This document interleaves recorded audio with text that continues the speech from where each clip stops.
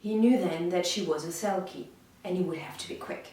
Today I would like to show you how I will carve a lino block to illustrate a Scottish folktale.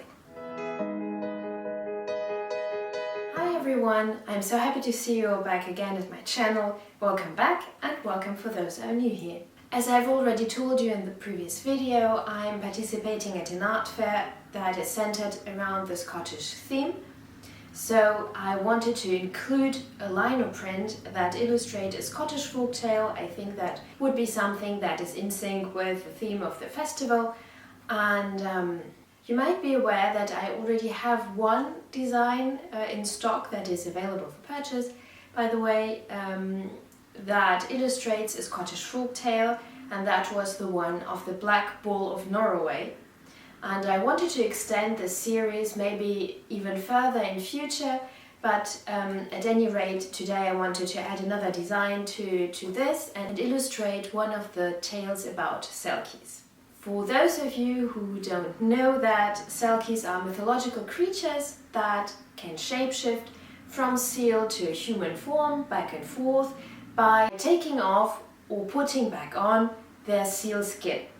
They can be both friendly and hostile, and Selkies are really an integral and substantial part of the Scottish folklore. Those particular tales come mostly from the Northern Isles, so Orkney and Shetland most of the time. To illustrate what I'm saying here, I will just read real quickly one small passage from one of my favorite books, The Animal Folktales of Britain and Ireland, a book that I cherish very much. It was written by Sharon Jaxties, who collected very traditional folktales and modernized them quite a bit by injecting also a little bit of humor into them. So it's really a good read. I would definitely recommend this to those of you who might be interested in finding out more about British, Scottish, Welsh, Irish folktales. The one I've chosen for today is the Selkie Bride. So, just real quickly to set the atmosphere here. The farmer rarely had the leisure to walk the strand, but on this evening the hay harvest was in early and there was still daylight to enjoy. He had already walked far and walked even further when he heard the singing. Lovely and otherworldly it was. There she sat, her naked back towards him, and although that was all he could see of her, he knew she was the loveliest woman he ever would see. But was she a woman? Beside her on the rock lay a mottled sealskin. He knew then that she was a Selkie, and he would have to be quick. His steps made no sound on the smooth rocks. Then his hand was on the skin, and it was whipped behind his back as he laid the other on her bare shoulder. "Now that I have your skin, you must come with me." It was true. Without it, she could not become a seal again and return to her home in the sea. As you might imagine, there's no way this is going to end well for the farmer or the Selkie for that matter, but I will leave the end out, and well, if you're curious to know how this one goes, consider checking out this lovely book. I will leave the link in the description below, so for those of you who are interested, you can purchase it through Amazon. Now, as to the design of this, the Selkie being a sea creature, the scene will obviously have to be set in a coastal landscape. I have chosen Duncansby Stacks up in the north in Scotland to be the setting of this folk tale. As you can see here, the Selkie has already taken its human form. In order to not represent her all being naked, I have draped her in a tartan plaid. I also didn't want this whole representation to be a bit shocking, so I have chosen not to draw the shed sealskin, as I thought that it might maybe be a bit macabre or something. I'm just hinting to her Selkie nature here, making her shadow be the form of a seal. She's looking out into the sea, so as I've already mentioned, as she has already taken her human form, you have to still link link her back to the ocean, back to the sea. So here she is looking out onto the sea with her Selkie friends or family swimming in the waters around her. And I think we have here a nice combination of different textures that I will be able to play with. For one, the grasses at the higher point in the hills where she's standing, the different lines that symbolize the waves in which the seals are swimming and playing around. Then obviously a very textured rock formation of Duncansby stacks, and then some nice clouds. To be honest, in the beginning I didn't have the clouds in, I was just at a completely blank sky, but then again I like to bring back elements into the lino print that hint to the frame and that are limiting the space, because if you would imagine this printed and there would be no clouds at all, this area would be left completely blank and not contain any ink at all. It would be white as the paper, so I think it would be a bit difficult to know where the design stops other than adding a matting to it. So I thought to give it a bit more structure, it would be really nice to bring the clouds in so that we know that the proportion of the design ends around here. Now where we will want to be a bit more careful are the areas that separate the rock in the background from the stacks. I have gone maybe a bit overboard in the detailing of the background rock. I am a bit afraid of it not being enough of a separation, so maybe I will cut more than initially planned. Maybe I will leave out some of the details that are for now present in the background. Another point of attention here in this particular design will of course be the lining of the waves. I will have to be careful to see through my own drawing in a way and not make any errors in there.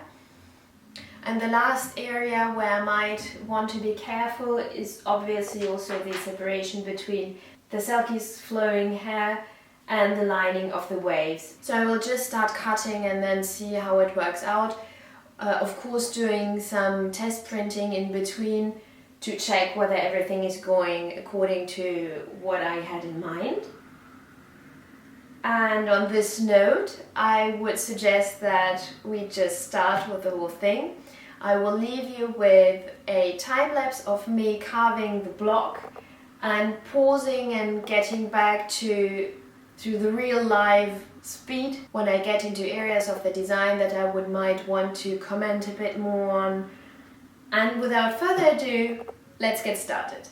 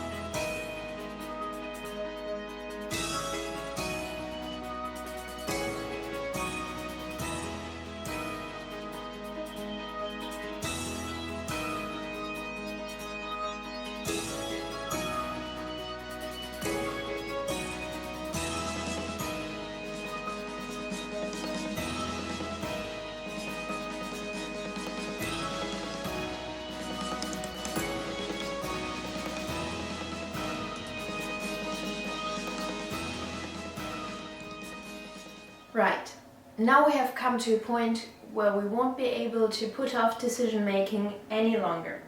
The major part of the rocks, as you can see, is now carved.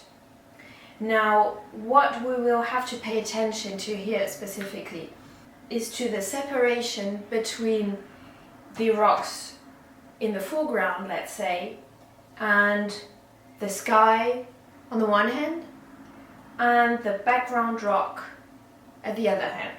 As to the sky, we have two options here. It is either carving along the lines here in order to line out the rock basically. This will then leave a white line around the rock formation, or to carve a little overboard so that the separation between the sky and the rock will be created by all the edges of the rock being white against the black sky.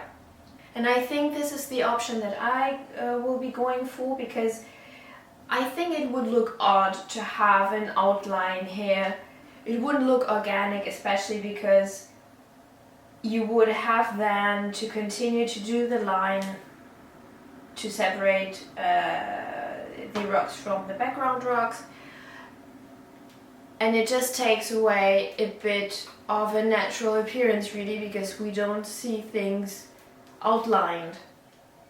So I would rather have the contrast doing the outlining and the separation for me rather than contouring it.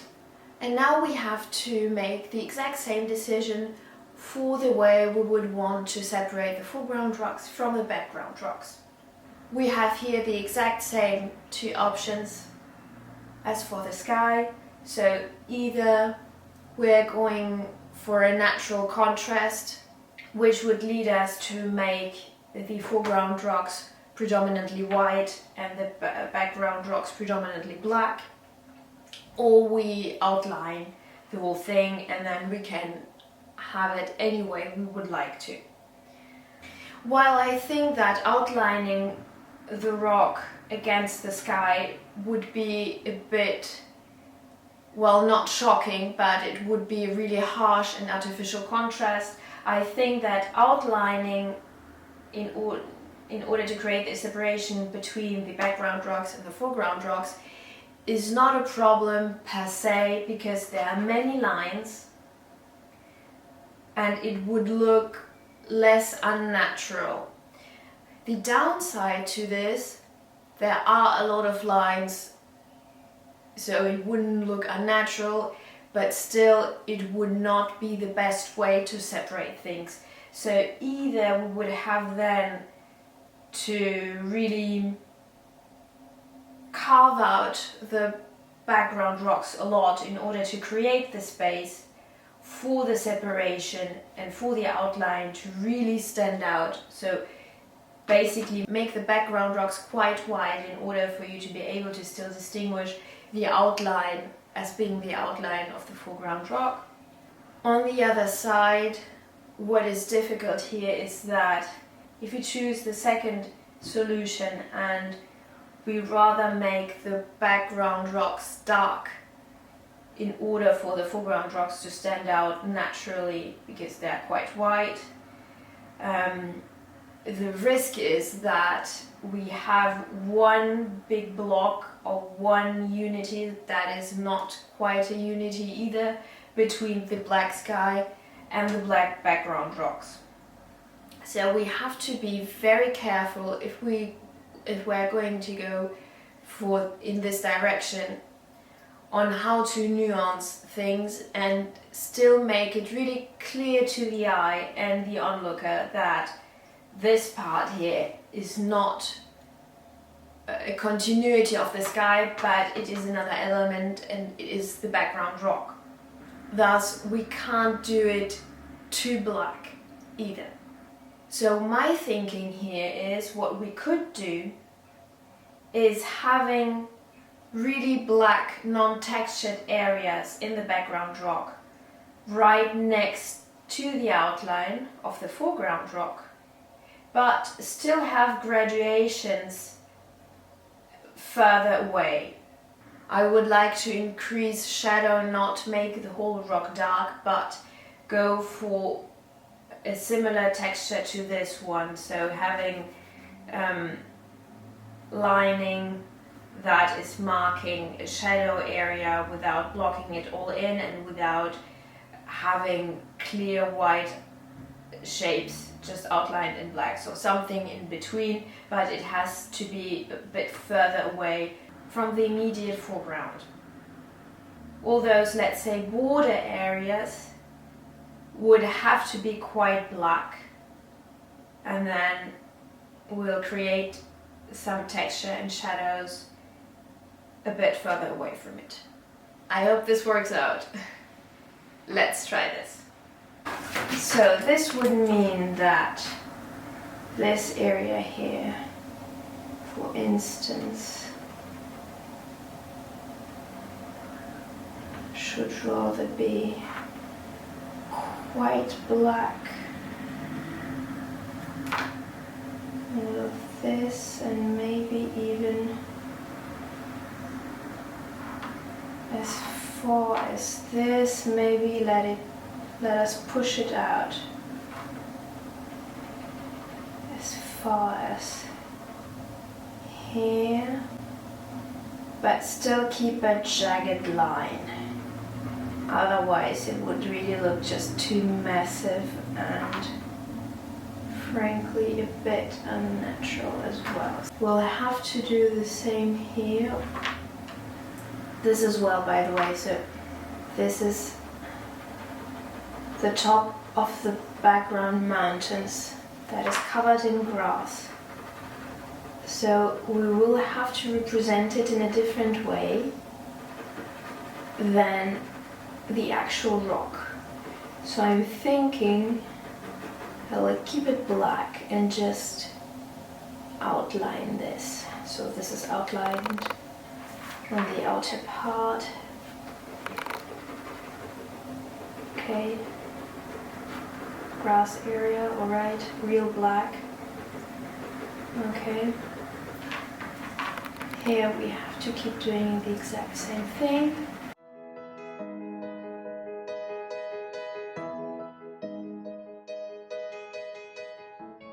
Okay, now we have to go back to our separation here.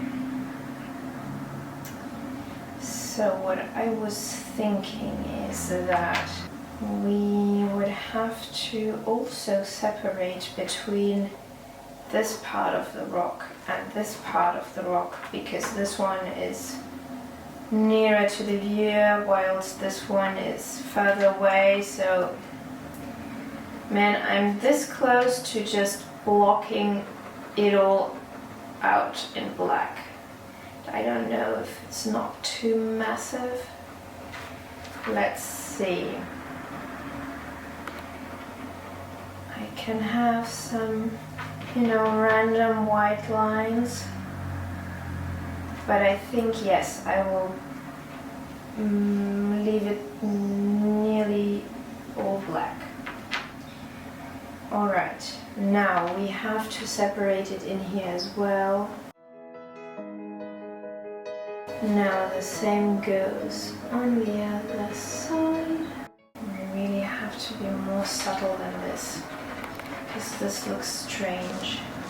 There's nearly not enough in the shadows.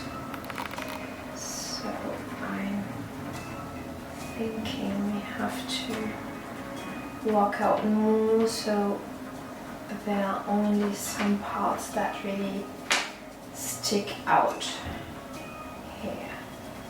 we have to choose between things that we want to show and those who ultimately are not that important in the design. I think I like to push it even further here, maybe a bit like this. And remember what I've told you at the beginning, you don't have to be realistic, but you should be consistent. So if blocking in is what we used in order to create dimension and in order to create separation between the different parts of the image, we should continue to do so even if we don't have any more rocks in the foreground. So in this part particularly, we would still have to keep up the same procedure in order for the whole to look cohesive and coherent. So we have to block this out entirely as well, because it would just be following the same logic. Now all the rest will be some sort of crisscrossing in order to create shadow. Let's try to do it in an organic way so that the shadow will help us make out the form of the rock, even if we don't see the detail on it.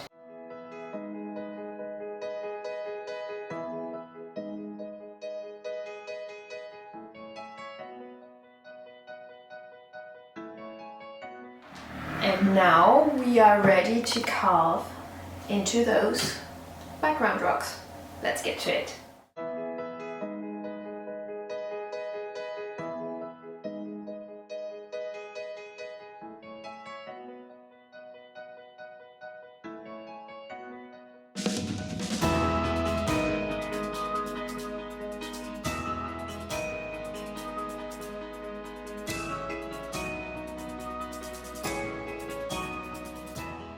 Now the sky is completely finished, so are the foreground and background rocks, and we now have to move into some maybe more difficult parts of this design. I think I'm just not ready to dive into the water, pun intended.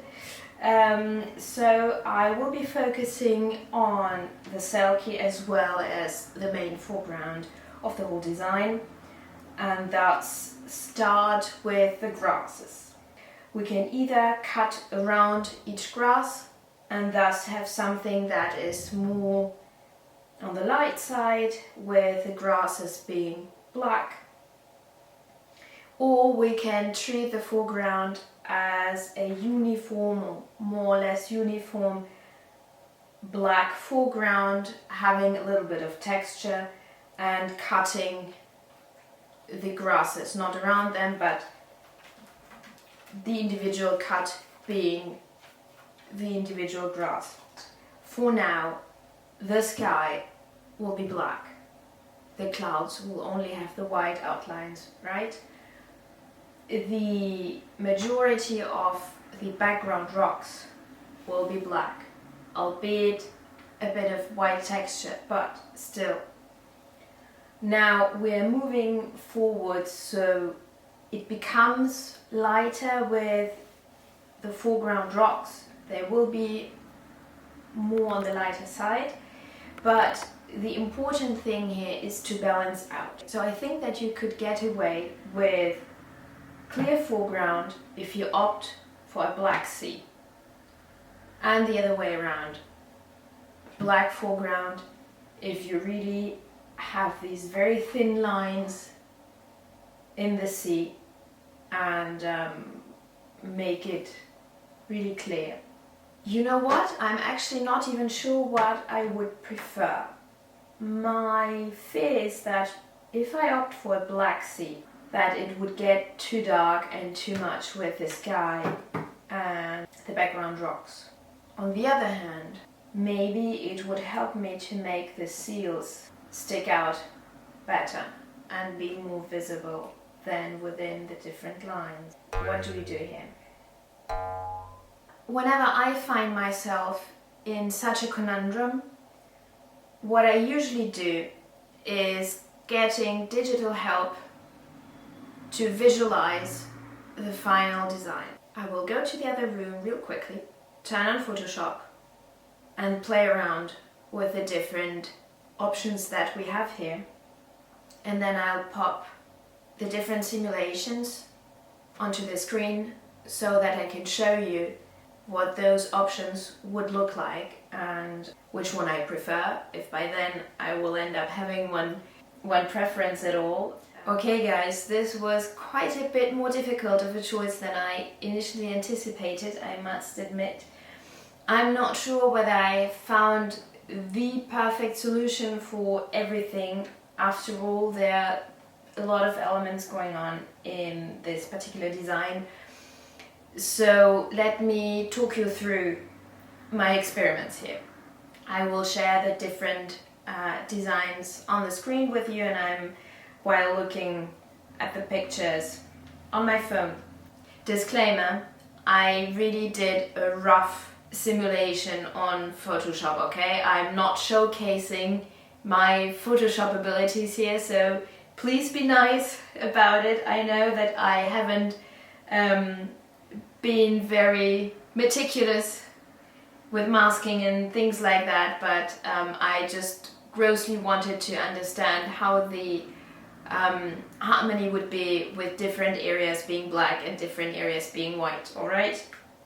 Okay, so the first one, as you can see, is a fairly dark design where I'm deciding to keep the sky black, clouds with a white outline, then mirror somehow the vibe, let's say, of this particular scene with a quite stormy sea and a white foreground. In this particular variation, I've left the seals white. This would not work because they're not neatly tied up into the sea. They're like an element on their own. They seem too separate from the habitat, let's say, and maybe too distracting from the Selkie figure. Also, you might have seen that in my initial drawing I have left the, well, let's say the corners of the foreground of the hill that the Selkie is standing on black in order to frame it a bit, and I don't think that this will work with having the sea black.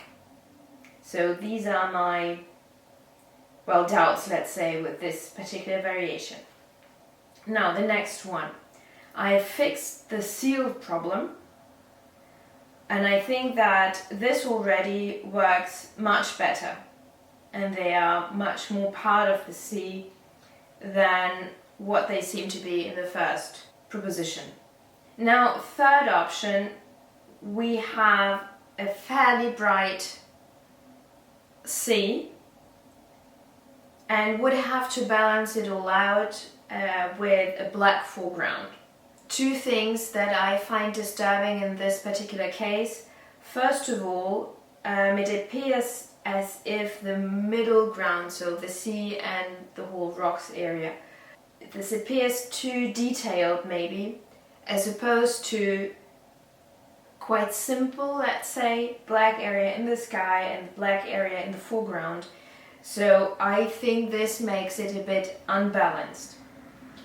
Second fear is that we would not understand, because we clearly can't make it out, that the shadow of the Selkie has the form of a seal. You don't even recognize it as a shadow anymore because it has the same color. It's also quite dark as the foreground, so this I'm sure I am discarding.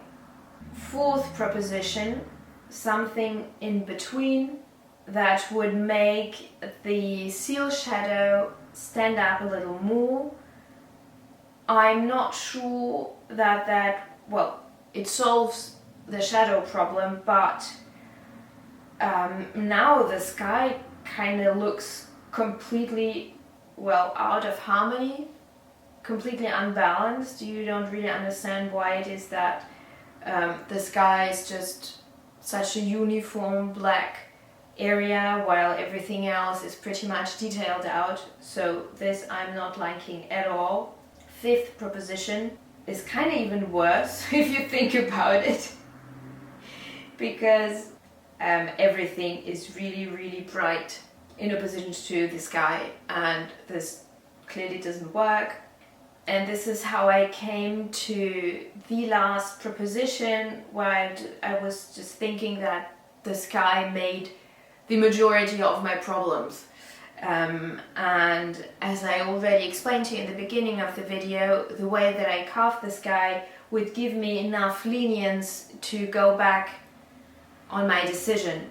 So I could still carve out, well, take out the space between the clouds and make them white. This would not be a problem. This is still possible for me to do at this point. Then I could bring in the black sea, which would allow me to keep the foreground white and make the seal shadow stand out. And the last thing that I'm still uncertain about in this particular variation are the seals. I'm still thinking that they are standing out too much.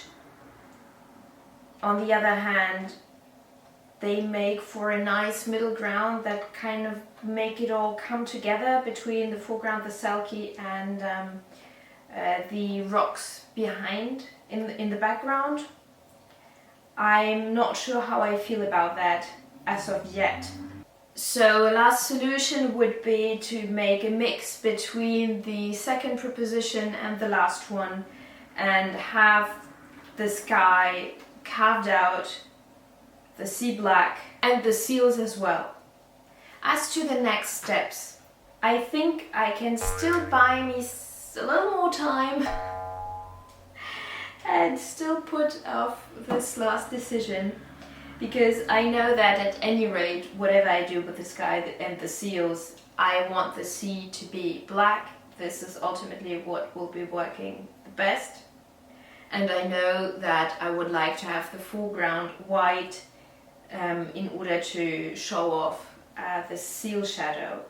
So this is what I will be carving next, I guess. I will not touch the sky. I would leave it where it is for the moment. It would allow me to do one real test print. Well, the seals I will have to decide eventually down the road. But while carving the waves and the grasses, it still leaves me with quite a lot of time to mull it over. Let's get to it.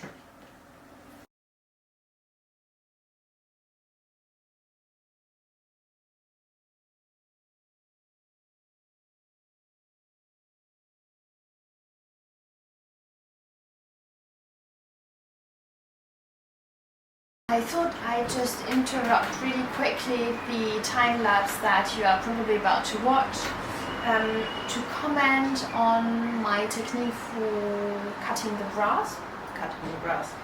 Lino cutting the grass? You know what I mean. I'm so sorry, it's so hot in here that I had to have open windows, so there might be some additional noises compared to what you might be used to here. But I hope that you can still hear me. Anyway, although I have pre-drawn the grasses, as you can see, I am not following my own drawing religiously, because the main thing is, well, it gives me guidance as to, you know, the frequency of the lines, how much elements I would need to have in order to correctly fill up the space and things like that. But other than that, I'm pretty much improvising in how I would want to connect the lines or interrupt the lines if I'm not feeling it, because what I like in vinyl prints, whether it was grass, I mean by other artists as well, what I particularly like was the appearance of a bit of something haphazardous, something that is not very regular, you know, because obviously grass isn't and nature isn't, and this is what I'm trying to do. So I'm roughly following the lines that I've drawn, but wherever I feel that I need to do something else with the liner, I'm not letting my drawing restrict what I'm doing. And I'm trying to be as random, both in the size and or the depth of the cuts that I'm making, in order for it to be the most chaotic that I can make them appear. And I think this is what will look nice. I didn't want to have some, you know, cartoon lineup grasses here. This would look very natural, very fitting for the scene. So this is the advice that I wanted to share. If this particular style in grasses is what you are looking for, well, this is how I do it.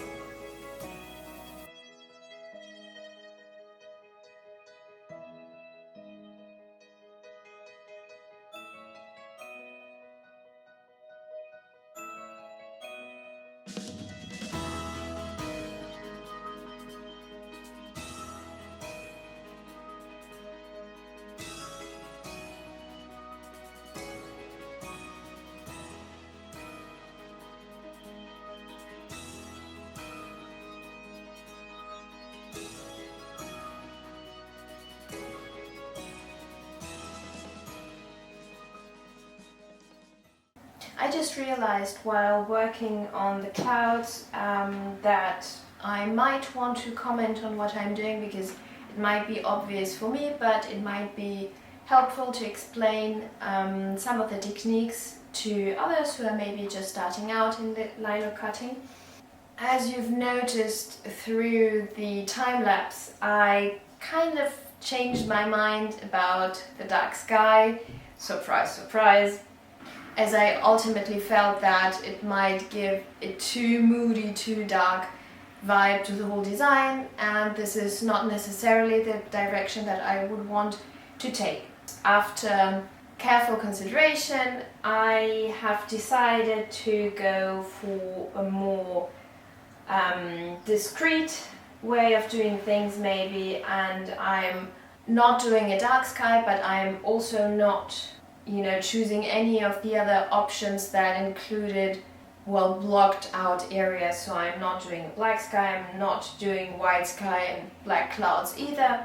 While I was progressing throughout the whole design, I felt that ultimately it is something that has a very detailed style. It is the closest I've ever stayed to the drawing, and everything is very fine lined and things like that. So I'm finally decided to have only black outlines on the clouds on a white sky, to avoid it feeling a bit too heavy, and as I've already told you in the beginning of the video, the option that I initially chose gave me enough lenience in order to be able to go back and change my mind and change the design without having to, redo the whole thing. So what I've done is I've drawn along the already carved lines of the cloud in order to, and then carved around it in order to have, as you can clearly see here, now a fine line that is the outline of each and every cloud. Now I have already taken off quite a lot of the background sky. What I wanted to draw your attention to here are the edges, because as you might have seen in the time lapse or imagined, when you are taking big chunks out of an area, it inevitably leaves some edges that might be quite profound and quite distinct, and you might want to go back in with a flat chisel and even them out, because the risk is otherwise that the ridges that are created may pick up some of the ink when you're inking in the whole plate, and that's obviously not what you want. Of course, it's not dramatic either, because you can always grab, paper towel, just a tiny little bit of it, and wipe it off. But I think it is more productive to put in the time while you're still carving and maybe spend some extra time on flattening out the edges, rather than every time you ink having to wipe out bits and bobs that have picked up the ink, and having to redo it over and over and over again between each printing. So this is my advice number one, and the other advice that I would maybe want to share is use of the different chisels, because now I basically am stuck with these three here.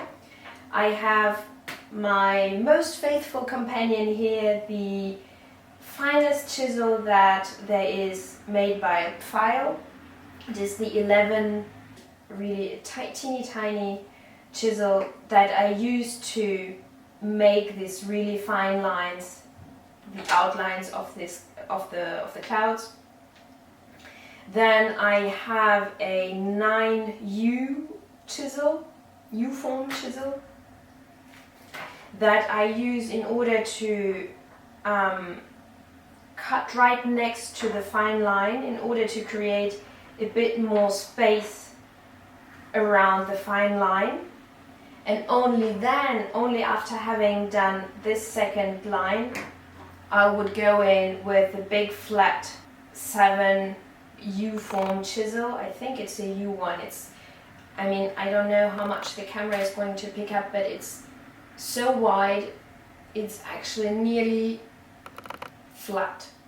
But in order to be safe here and not take out involuntarily big chunks out of the design and maybe risking cutting into one of the fine lines, I always line twice. So I'm just going to really quickly illustrate what I was saying. So obviously the very fine lines are already cut with the 11 one. Alright, so now I'm going to take the 9 and cut right beside it. Actually, the right edge of the chisel is cutting into the pre-cut line. I hope you can see it on the screen, otherwise I will have to zoom in a little bit more. I hope you are seeing it. The right line here, the right side of the chisel, is staying on this kind of rail, let's say, that has been created by my first cutting with the 11 chisel. Right, so I'm redoing a little trench line here. Right, we're nearly there. You see, this created more space between the small line, this very slim outline of the cloud, and then I can now pick up the very large flat chisel, and actually, in order to be safe, I'm putting the edge into this new larger trench line. It does give me some space between and some safety, and I'm sure that I won't be cutting into the fine line. So I'm putting the edge right into the trench line, okay, and then I'm cutting away. Same goes here, and this gives me not only safety but also guidance, because I can stuck this edge right in and it won't budge because it's exactly the right size. Okay, and this is how I will go on for the rest of the cloud.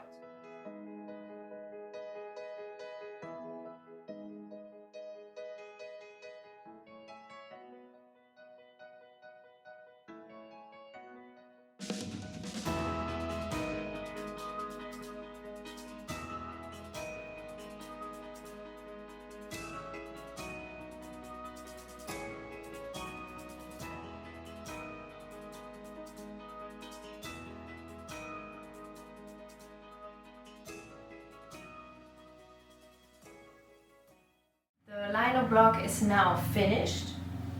As you can see, everything has been carved. We've sorted out the sky, the clouds, the background rocks, the foreground rocks, the actual foreground where the Selkie is standing on, as well as the balance between the sea and the seals.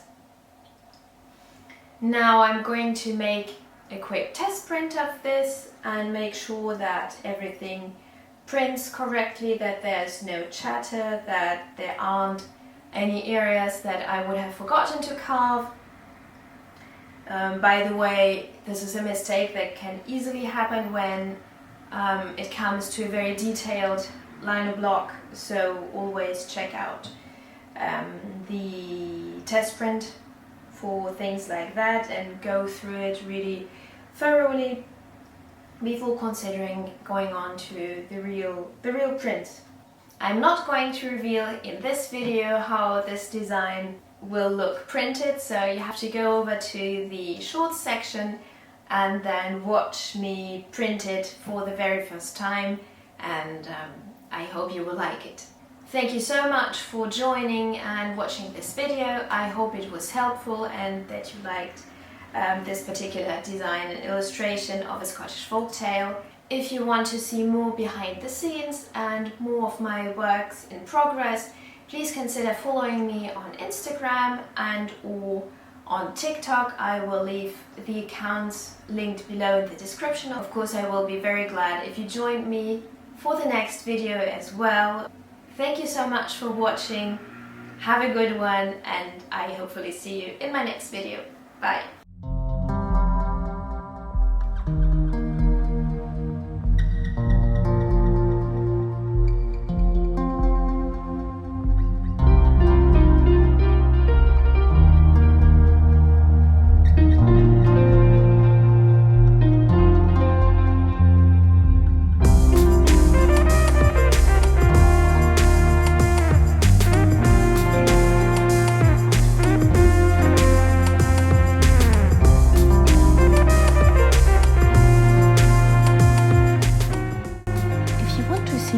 My works available for purchase, please consider checking out my website I leave the link in the description.